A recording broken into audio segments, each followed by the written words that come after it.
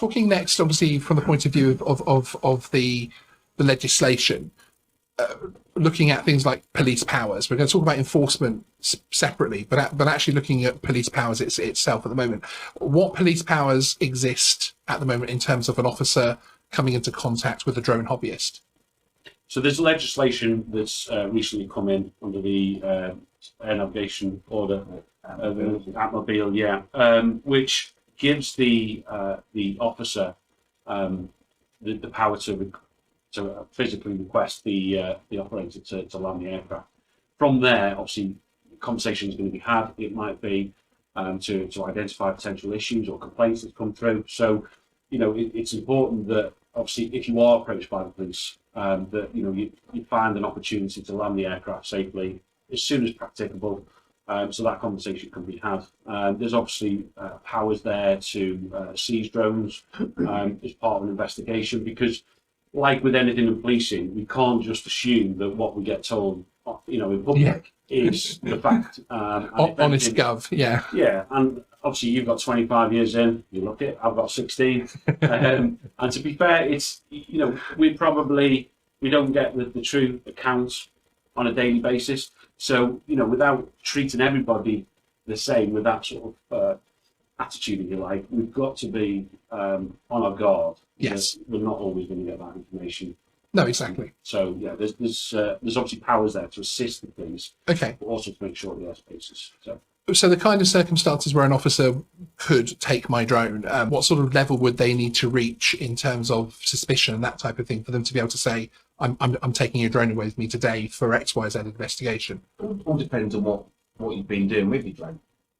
So, first off, ideally, we wouldn't be wanting to take anybody's drone off them. Okay. And, it will be having that conversation, whether or not we've been called to deal or to respond to an incident, or it's something that's happening in front of us that either we're not happy about, or we might have a suspicion that, it might not be within the categories or the guidelines. It really depends on what you've been doing. Is it your neighbour phoning up because you're constantly flying over their garden whilst they're sunbathing and they're worried with videoing? Okay, so that would be, the chat we'd have would be regarding that.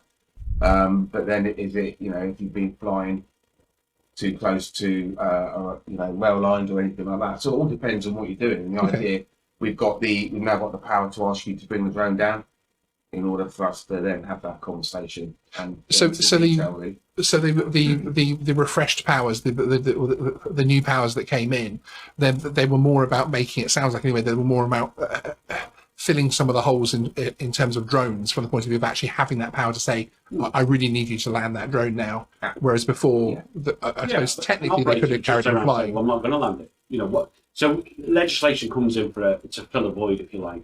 That's going to put us in a position where we need to investigate. We need to have those conversations. We're not saying we're going to go down the prosecution route straight away. It might not happen. I mean, at the earliest opportunity, we want to resolve the matter as best as possible, as does the drone operator. They want to carry on flying. So, having that drone land very quickly so we can have that conversation, is great, because we can almost bottom it out there and then, as opposed to then looking at other options where we may have to look at seizing the drone.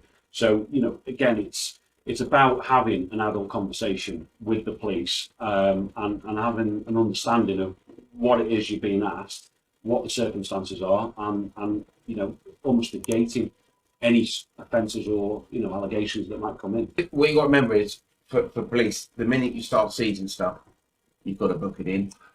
There's a lot of rights involved. There's work. So, well, I wouldn't say there's work. We're not work, should I? I wasn't accusing you. Honest. It's spot on. So it's not something we want to do, ideally. And to remember is, when we're dealing with criminality, the drone is it's almost like a byproduct of what else is going on.